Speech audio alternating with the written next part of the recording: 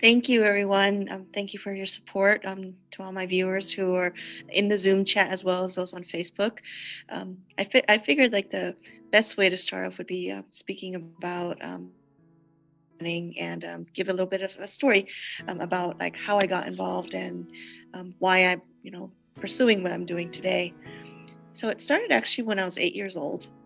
I had just learned about presidential elections at that time, and I'm aging myself here. I only knew about Reagan. And I remember I liked him because he had these very soulful looking eyes that reminded me so much of my grandfather. I remember I asked my mom, "Who did you vote for?" And her response was, "We don't talk about those things." And I was a little confused and I asked her why. And her response at the time was, "Because we don't." And I learned that day from her that politics was not something we talk about. Flash forward, I'm 18 years old. I registered to vote, and I voted a handful of times. But every time I voted, I felt like I had no connection to the candidate, and they didn't know me, I didn't know them. And it wasn't until 2008 when there was a candidate who had the audacity to ask voters to hope. That was like that big turning point for me. 2016 comes. I had just finished an immigration law clinic where I was able to help someone successfully complete their application for a permanent residency status after they came here under asylum. And I realized right then and there I wanted to get involved. And at that time, I became a commissioner with the Salem Human Rights Commission. It was a start, but I felt like something was missing. 2018 comes, and I decided I want to run for city council. I was tired of the politics and decision makings that was done without consideration of community input. That time I knocked, and this is pre-COVID days, so you can't knock. I walked the pavement day after day, and now I'm in my second year as a Salem City Councilor, the second person of color, and the first API to ever sit on the council. As I learned, just because I'm now in this position, I often stood alone when it came to voting. I spoke out, advocated, called on fellow counselors to vote with me. The temporary relocation of the Salem Public Library, the sit-lie ban on our unsheltered community. Often, I felt like I was a sole no vote. But here's the thing. I stuck to my values from my conversations with the community, and I showed up. I made those votes. I may not have won, but I still made those votes. It wasn't until I attended a leadership transformation training in February 22 that I felt a renewed sense of leadership. After the last session that we just had that resulted in a stalemate and the loss of a lot of bills, and one that was near and dear important to me that was on sexual and domestic violence. And these were bills that had the support from both chambers. I had enough. I filed to run. And now today I stand before you as a Democratic candidate for State House of Representative for District 19. My priority is the community. I want to hear from our community. I want to learn from you. And most of all, I want to ensure that your voices are heard and uplifted. November 3rd is our election night. I know if I win, I will serve as the first Asian American Pacific Islander state representative after nearly 10 years. My focus is on programs that support our families. I'm a mother of 4, so to me, family is everything.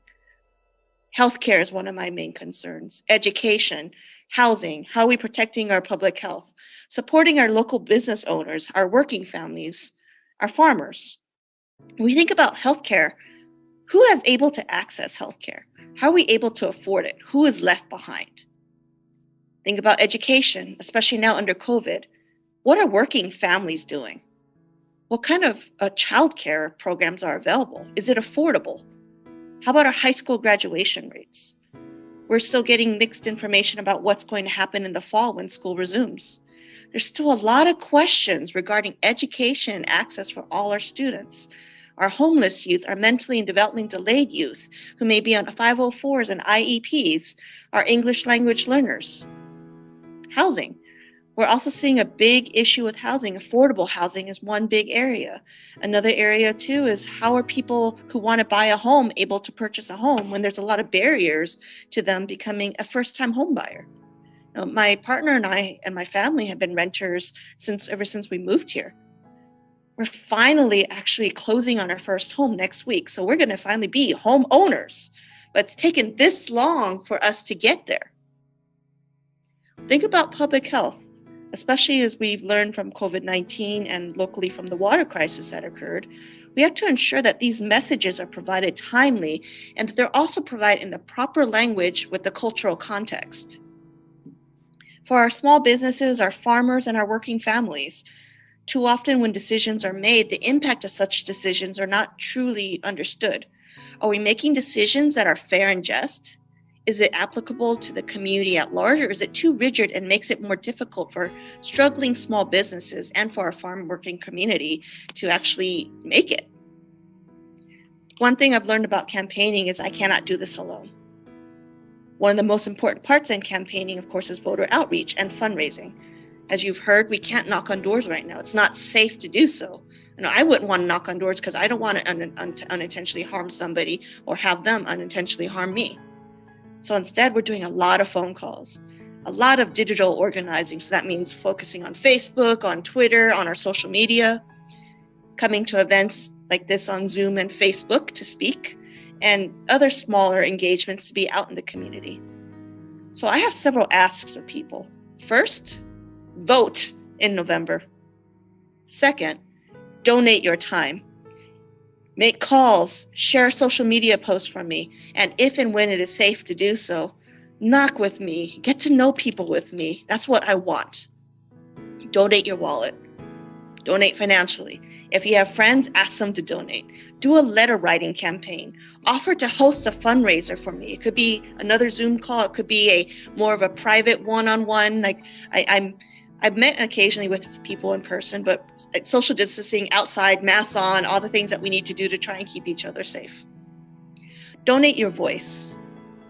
If you're a business owner or a community leader, endorse me. Write a letter to the editor. Get to know me. I am right here in front of you, and I want to get to know you. I will fight for you. I will advocate for you. I will meet with you where you are. I am here. Let us get to work together. I am listening. Thank you.